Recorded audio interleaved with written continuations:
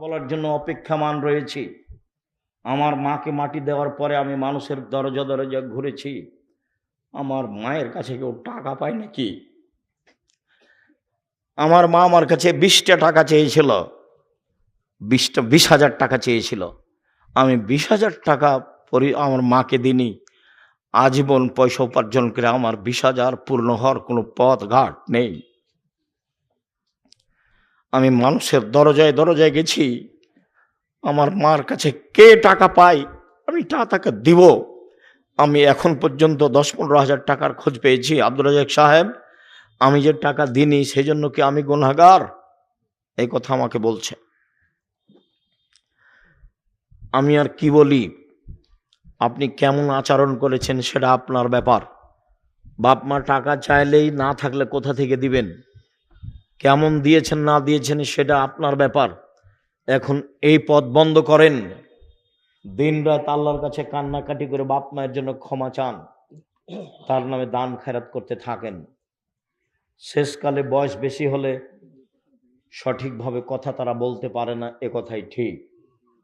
পৃথিবীতে মানুষ হিসাবে সদাচরণের হকদার সবচেয়ে বেশি কে? বাপ মা, তারপরে নিজ ভাই, অবেজিল কুরবা, নিজ ভাই, অল এতামা, এতিম, অল মাসাকিন, ফকির মিসকিন, অল জারিদিল কুরবা, অল জারিল জুনব, নিকট প্রতিবেশী, দূর প্রতিবেশী, ও সাহেবিল জাম্বে, চলার সাথী। জীবনে কোনোদিন গাড়িতে উঠে কারোর সাথে ঝগড়া করবেন না, রিক্সায় উঠে কারোর সাথে ঝগড়া করবেন না।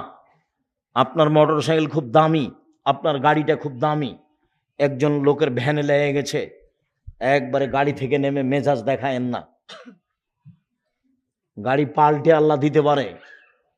দেশের নেত্রীর বয়স যদি 45 মিনিট হয়, তাহলে আপনার গাড়িরও বয়স 3 মিনিট হতে পারে।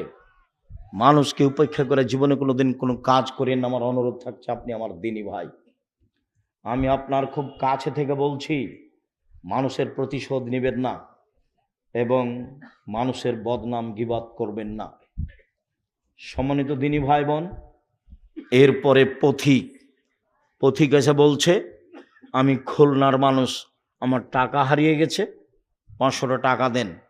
মিথ্যুক বলে তাড়িয়ে দিয়েন না, 20টা দেন, 50টা দেন। গালি দিয়ে মিথ্যা বলে তাড়িয়ে দিবেন না।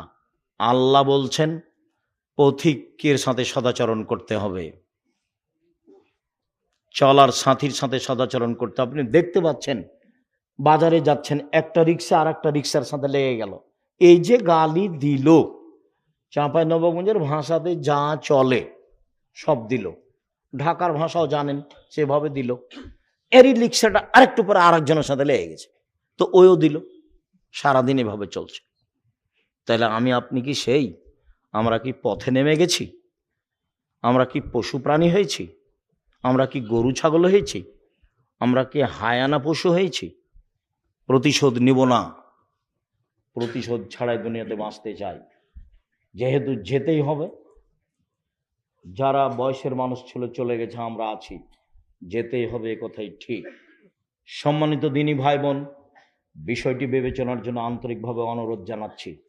আমার দিনী বোনেরা শোনেন, আল্লাহর নবী বললেন সবচেয়ে ভালো নারী কোরাইশের নারী, কোরাইশ বংশের নারী, সৌদি আরবের যারা উঠে উঠে। কেন ওরা ভালো? কেন? আহনাহু আলা ওয়ালাদিহি ফি সিগরিহি, ওরা বাচ্চা লালন পালন করতে বেশি যত্ন নেয়, সেই জন্য ভালো। ওয়া আরাহু আলা জাওজিন ফি ইয়াদিহি, স্বামীর সম্পদ হেফাজত করতে বেশি শক্ত, সেই জন্য ভালো। একজন নারী ভালো হতে পারে কয়টা গুণে? 2টা। এক, ছেলে মেয়েকে বাল্য অবস্থায় বেশি যত্ন করতে হবে, সে হলো ভালো। 2, স্বামীর সম্পদকে হেফাজতে রাখতে পারে যে নারী, সেই ভালো। আল্লাহর নবী বলেন সবচেয়ে ভালো নারী 1, স্বামীর সাথে কথা বললে হাসি মুখে বলে। 2, স্বামী আদেশ করলে পালন করে। 3, স্বামী বাড়িতে না থাকলে নিজেকে হেফাজতে রাখে, মোবাইলে কারোর সাথে গল্প করে না। নিজের স্বামীর সম্পদ হেফাজতে রাখে, কারো হাতে তুলে দেয় না। যারা স্বামীর অবর্তমানে টাকা পয়সা ভাই বোনকে দিয়ে দেয়, ভাবিকে দিয়ে দেয়, বিলিয়ে দেয়, এ হলো হস্তিনী বউ। এ সংসারের ক্ষতি করে, এ ভালো নারী নয়। আল্লাহর নবী বললেন, পৃথিবীর মানুষ শোনো, ভালো নারীকে খায়রুন নিসা, 1 নাম্বার গুণ আল অদুদ, স্বামীর সাথে প্রেম প্রীতি ভালোবাসাই সুলভ আচরণের। যে আপনি আমার দিনী বোন, স্বামীর মুখখান যতই খারাপ হোক, আপনি ভালো আচরণ দেখাতে পিছে হটবেন না, অভিমান করবেন না, আর প্রতিবাদ করবেন না। সে তার মুখখান যতই খারাপ হোক, আপনার আচরণ সব সময় প্রেম প্রীতি ভালোবাসা নিয়ে থাকবে, এটা আল্লাহর আদেশ। 2, আল অদুদ, যেসব মহিলা ছেলে মেয়ে বেশি দিতে পারে।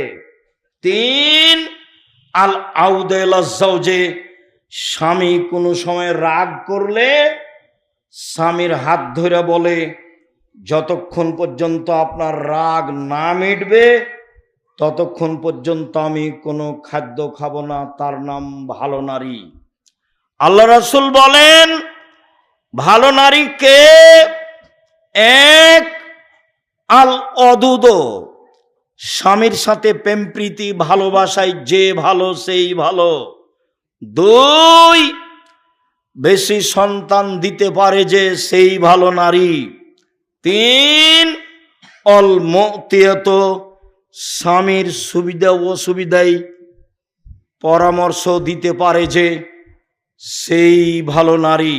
4, অল মুসিয়াত, স্বামীর ব্যথায় ব্যথিত হয়, স্বামীর দুঃখে দুঃখিত হয়, স্বামীর খুশিতে খুশি হয় যে সেই ভালো নারী। 1 মিনিট, স্বামীকে কিভাবে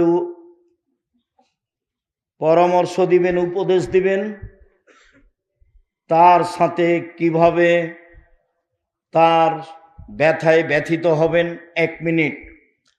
আল্লাহর নবী বললেন, খাদিজা, খাসি তো আলা নাফসি, আমি মনে হয় মারা যাব, আমি মনে হয় বাঁচবো না খাদিজা, আমি গাড়ে হিরাই ছিলাম, কে যেন আমাকে চেপে ধরলো, ধরে বলছে পড়েন। আমি বললাম পড়তে জানি না। আবার চেপে ধরে বলল পড়েন। আমি বললাম পড়তে জানি না। আবার চেপে ধরে বলল পড়েন। আমি বললাম পড়তে জানি না। তখন উনি বললেন পড়েন, ইকরা বিসমি রাব্বিকাল্লাযী খালাক, খালাকাল ইনসানা মিন আলাক। তখন খাদিজা বলছেন, কাল্লা, কখনো নয়, অসম্ভব, হতে পারে না, আল্লাহে মা ইউখজিক আল্লাহ, আল্লাহ আপনাকে অপমান করবেন না। কেন? 1, তাসেলুর রাহেমা, মানুষের সাথে সদাচরণ করেন, এই জন্য আল্লাহ অপমান করবেন না। 2, তাকসেবুল মাদুমা, অসহায় মানুষের সুবিধায় থাকেন, এই জন্য আল্লাহ অপমান করবেন না। তাহমেলুল কাল্লা, অসহায় মানুষের বোঝা বহন করেন। কে ঋণ পরিশোধ করতে পারে না, এই তোমার ঋণ আমি দিয়ে দেব। কে মানুষের সাথে টাকা নিয়েছিল, দিতে পারে না, কর্জ নিয়েছিল, দিতে পারে না, কাপড় নাই, কিছু করতে পারে না, এই তোমাকে আমি একটা কাপড় দিয়ে দিব। অসহায় মানুষের বোঝা বহন করে যে, তাকে আল্লাহ অপমান করবেন না, আপনি অসহায় মানুষের বোঝা বহন করেন। 4, তাকরিজ জাইফা, মেহমানকে খেতে দেন। 1 নম্বরে বলেছেন আপনার সদাচরণ আছে, আল্লাহ আপনাকে অপমান করবেন না। এসব সান্ত্বনা কে দিচ্ছে? খাদিজা স্ত্রী দিচ্ছেন।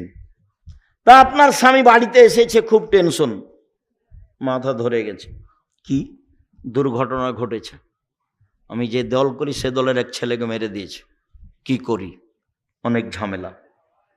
তো এখন স্ত্রী বলছে, তোমাকে নিষেধ করলাম, তুমি যাই না, তুমি বাইরে যাও, তুমি তো জোর করে গেলে, তোমারই তো এগুলো দোষ। এইটা কি হলো? এটা বউ হলো? ভাইজান বুঝতে পেরেছেন? আমি কিন্তু যে ভাষাগুলো নকল করছি সব বুখারী মুসলিমের। আল্লাহ নবী এসে বলছেন, খাদিজা আমি মনে হয় মারা যাব বিপদে। তো প্রথম মুখের ভাষা কাল্লা, আরবি ভাষা, কখনো নয়, অসম্ভব, এটা হতে পারে না। আল্লাহর কসম, আল্লাহকে অপমান, আল্লাহ আপনাকে অপমান করবেন না। এক নাম্বার কারণ আপনি সদাচরণ করেন। এই ছেলে, আল্লাহ মুহাম্মদ সাল্লাল্লাহু আলাইহি ওয়াসাল্লাম অপমান করবেন না কেন? খাদিজা কি বলছেন রাদিয়াল্লাহু আনহা, আপনি কি করেন? সদাচরণ করেন, এই জন্য আল্লাহ আপনাকে অপমান করবেন। তাহলে স্ত্রী কি বলবে চিন্তা করবেন না, টেনশন ভোগ করেন না যেন। এমনি তো আপনার প্রেশার আছে, আরে কিছু না, এগুলো মিটে যাবে ইনশাল্লাহ, চিন্তা করেন না, মিটে যাবে, এগুলো চিন্তা করিয়েন না, ইনশাল্লাহ এগুলো ঠিক হয়ে যাবে। প্রত্যেক সমস্যার সাথে সমাধান থাকে। এত আপনার মাথা ব্যথা কেন? এগুলো কে বলবে? স্ত্রী বলবে। এরপরে বলছে, চলেন একটা বড় মানুষের সাথে আপনাকে একটু দেখে নিয়ে আস, পরিস্থিতিতে ওরাকে নওয়াফলের কাছে নিয়ে যাবেন, নিয়ে যা বলবেন, চাচা আপনার ভাইয়ের ছেলেকে দেখুন তো, ঘটনা কি, কি খবর মোহাম্মদ, ঘটনা কি?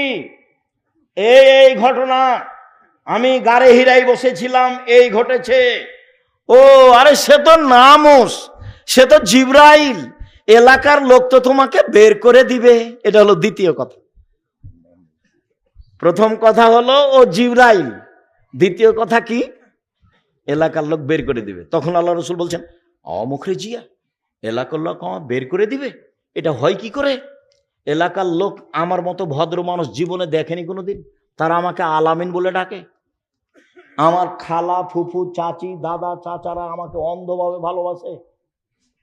তখন বলছেন, শোনো মোহাম্মদ, জিবরাইল যার কাছে এসেছে তাকে বের করে দেয়নি এমন পৃথিবীতে ঘটেনি।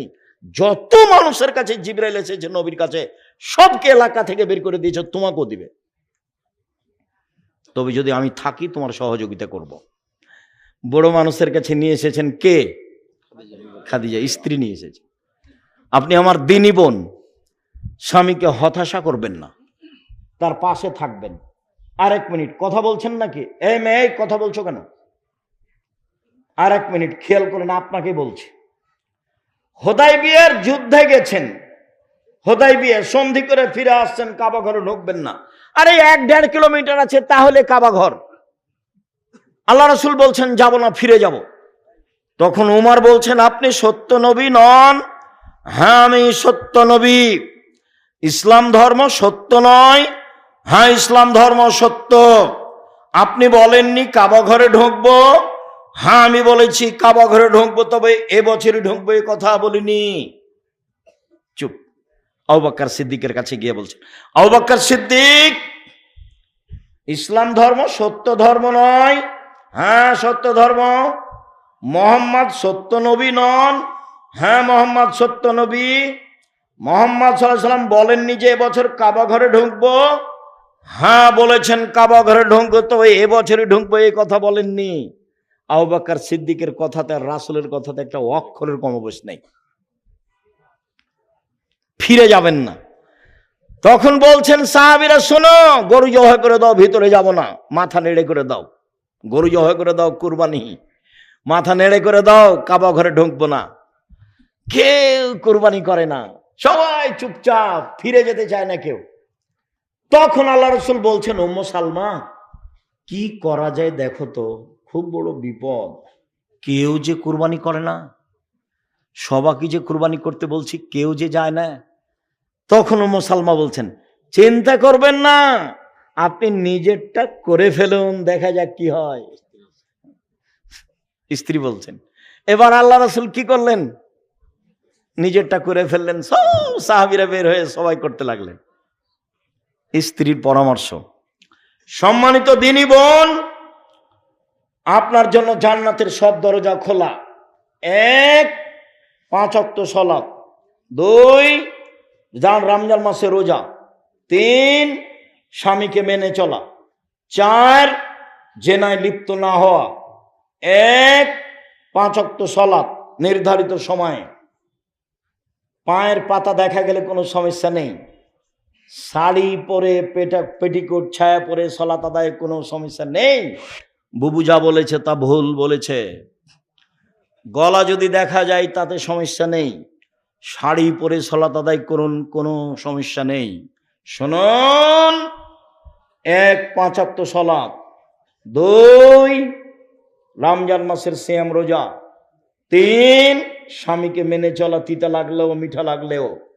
4, জেনায় লিপ্ত না হওয়া। আব্দুর রাজ্জাক সাহেব, দুঃখিত, এখন কান্নাকাটি করি, জেনা একদিন ঘটেছে, চিন্তা করবেন না। আল্লাহর নবী বলছেন, পৃথিবীর মানুষ শোনো, কেউ যদি জেনা বন্ধ করতে পারে আল্লাহ তাকে যে কোনো বিপদ থেকে বাঁচিয়ে দিবেন। মনে পড়ে তোমার বুখারী মুসলিমের হাদিস, ওই যে 3 জন হাঁটছিল, বৃষ্টি আসলো, গর্তের মধ্যে ঢুকে গেল, পাহাড় এসে পাথর এসে মুখের উপরে পড়লো। একজন বলল, বাপ মাকে ভালোবাসি, পাথর সরিয়ে দেন। আল্লাহ বললেন, ঠিক আছে দিলাম একটু। একজন বলল, একটা লোককে কাজে নিয়েছিলাম, অর্ধেক দিন কাজ করে চলে গেল, টাকা দিলাম, নিল না। অনেক দিন পরে এসে বলছে টাকা দেন, অর্ধেক দিনের টাকা দেন। তা আমি বললাম, এই যাও গরু ছাগল নিয়ে যাও। আমাকে বলছে মজাক করবেন না। এই যাও, মজাক করিনি, সব নিয়ে যাও। সব দিয়ে দিয়েছি, ভালো কাজ করেছি, পাথরটা সরিয়ে দেন। ঠিক আছে দিলাম। আর একজন বলছে, চাচাতো বোনের সাথে জেনা করতে চেয়েছিলাম, আমি গরিব মানুষ, আমার বোন ভেবেছিল আমি 200 স্বর্ণ মুদ্রা জমা করতে পারবো না, হাড় ভাঙা পরিশ্রম করে 200 স্বর্ণ মুদ্রা আমি জমা করেছিলাম। আমি যখন জেনা করব মনে করে সিদ্ধান্ত নিলাম, বসেছি, তখন আমাকে বলছে, দেখ রে, আমাকে অসতী প্রমাণ করিস না, আমি একজন অসতী নারী হতে চাই না।